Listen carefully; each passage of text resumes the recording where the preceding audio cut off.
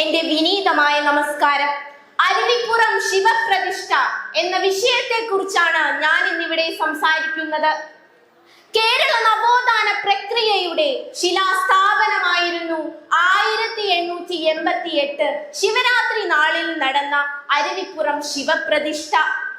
ഒരു തുള്ളി രക്തം ചിന്താതെ, ഒരായുധവും പ്രയോഗിക്കാതെ, ഒറ്റയാൾ പട്ടാളമായി നിലനിന്നുകൊണ്ട് ശ്രീനാരായണ ഗുരുദേവൻ സാധ്യമാക്കി തീർത്ത മഹാവിപ്ലവം എന്നതാണ് ഇതിന്റെ പ്രത്യേകത. 19ാം നൂറ്റാണ്ടിൽ മലയാള മണ്ണിൽ നിലനിന്നിരുന്ന സാമൂഹ്യ വ്യവസ്ഥ തന്നെയാണ് അരുവിപ്പുറം ശിവപ്രതിഷ്ഠയിലേക്ക് ശ്രീനാരായണ ഗുരുദേവനെ നയിച്ചത്. സഞ്ചാര സ്വാതന്ത്ര്യമോ വിദ്യാഭ്യാസ സ്വാതന്ത്ര്യമോ മാന്യമായ വസ്ത്രം ധരിക്കുവാനുള്ള സ്വാതന്ത്ര്യമോ ഇല്ലാതെ നല്ല ദൈവങ്ങളെ ആരാധിക്കുവാനോ ഈശ്വരനാമം ഉച്ചരിക്കുവാൻ പോലും അവകാശമില്ലാതിരുന്ന ഒരു മഹാഭൂരിപക്ഷം വരുന്ന ജനതയ്ക്ക് അവസരമൊരുക്കുകയാണ് ശ്രീനാരായണ ഗുരുദേവൻ ചെയ്തത്. ജാതിയുടെയും മതത്തിന്റെയും പേരിൽ അസമത്വങ്ങൾ സൃഷ്ടിച്ച് ക്ഷേത്രത്തിന് പുറത്തുള്ള വഴിയിലൂടെ പോലും സഞ്ചരിക്കുവാൻ അവകാശമില്ലാതിരുന്ന അധകൃത വർഗമെന്ന് മുദ്രകുത്തപ്പെട്ടവർക്ക് ആരാധനാ സ്വാതന്ത്ര്യം പകർന്നു കൊടുക്കുകയാണ് ഗുരുദേവൻ ചെയ്തത്.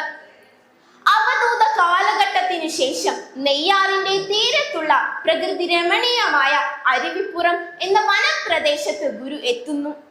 കേരളത്തിന്റെ തെക്കേ അറ്റത്തുള്ള നദിയായ നെയ്യാർ അഗസ്ത്യകൂടത്തിൽ നിന്ന് ഉത്ഭവിച്ച് അരുവിപ്പുറത്തെത്തുമ്പോൾ അവിടെ ശങ്കരൻ കുഴി എന്ന അഗാധമായ കയം രൂപം കൊള്ളുന്നുണ്ട്.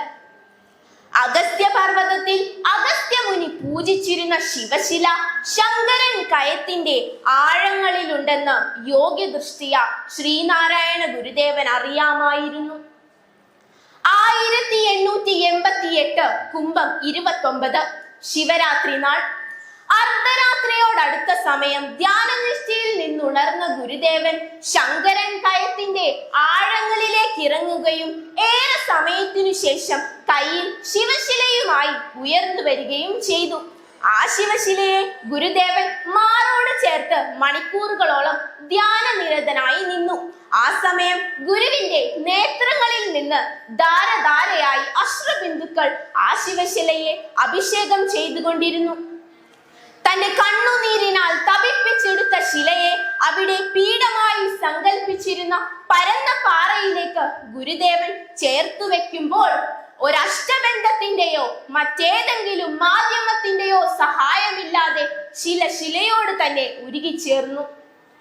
മോർഫോളജി എന്ന ശാസ്ത്ര ശാഖയിൽ പറയുന്നത് പാറ ഉരുകുന്നതിന് 600 മുതൽ 1300 ഡിഗ്രി സെൽഷ്യസ് വരെ താപനില പ്രയോഗിക്കണമെന്നാണ്.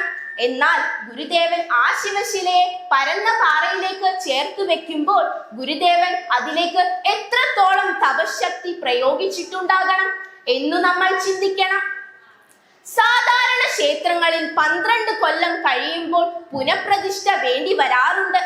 എന്നാൽ അരുവിപ്പുറം ശിവപ്രതിഷ്ഠ കഴിഞ്ഞ് 138 വർഷങ്ങൾക്കിപ്പുറം ഒരിളക്കവും തട്ടാതെ ഒരു കോട്ടവും സംഭവിക്കാതെ അരുവിപ്പുറത്തെ ശിവൻ ഗുരുദേവന്റെ തപശക്തിയുടെയും ദൈവികതയുടെയും മകുടോദാഹരണമായി പ്രകാശം ചൊരിഞ്ഞു നിൽക്കുന്നു.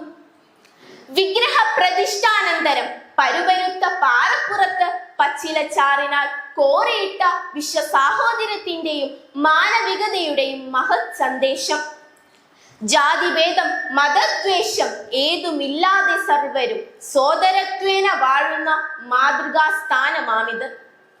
ജാതിഭേദമോ മതദ്വേഷമോ കൂടാതെ മറ്റു വിഭാഗീയ ചിന്തകളൊന്നുമില്ലാതെ സർവരും സോദരത്വേന വാഴുന്ന ഒരേക ലോകത്തെ ഇവിടെ സൃഷ്ടിക്കുക. ഇതിനുള്ള ആധാരശിലയായിരുന്നു അരുവിപ്പുറത്തെ ശിവൻ.